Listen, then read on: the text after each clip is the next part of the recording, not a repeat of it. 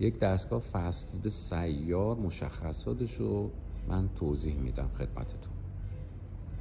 قسمت جلوش مکانیزمی داره به نام کوپلینگ که به خودرو یدک میشه. یک جک قابل تنظیم این جلو میبینید که چرخ داره. این برای اینه که به راحتی به خودرو یدک بشه و ضمناً با دست بتونن این فروشگاه رو حرکت بدن. به عنوان چرخ سوم میشه 3 چرخ، با دست میتونی جابجاش بکنی. یه پریز داره که با اتصال کابل سیار به این پریز برق وارد فروشگاه میشه.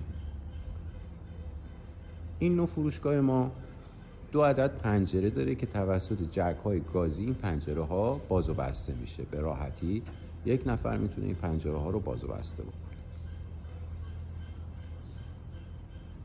پیشخون متحرک داره که اینجا مشتری بزرگوار ما قسمت پیشخون رو میخواد بنماری قرار بده. بدن آلومینیومی با رنگ دلخواه مشتری، داخل تماما رنگ قابل شستشو با اسکاچ، با تاید، حتی مایع مختلف ظرفشویی. سپر عقب، چراغ‌های عقب، علائم هشدار. درب عقب با قفل با کیفیت. کف آلومینیومی ضد آب.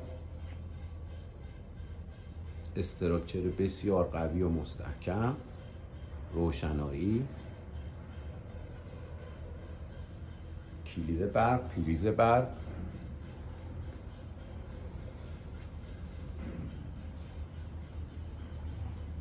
سپر عقب برای این استفاده میشه که اگر از قسمت عقب خودرویی به این برخورد کرد فروشگاه آسیب نبینه، فقط سپر آسیب بینه.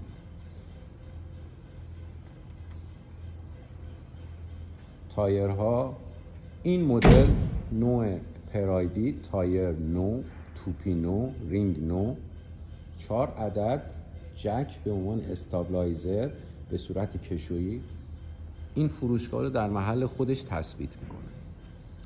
روی سقف این فروشگاه 4 عدد سازه وجود داره که امکان نصب تابلو رو بدون هیچ آسیب زدن به سقف مهیا میکنه.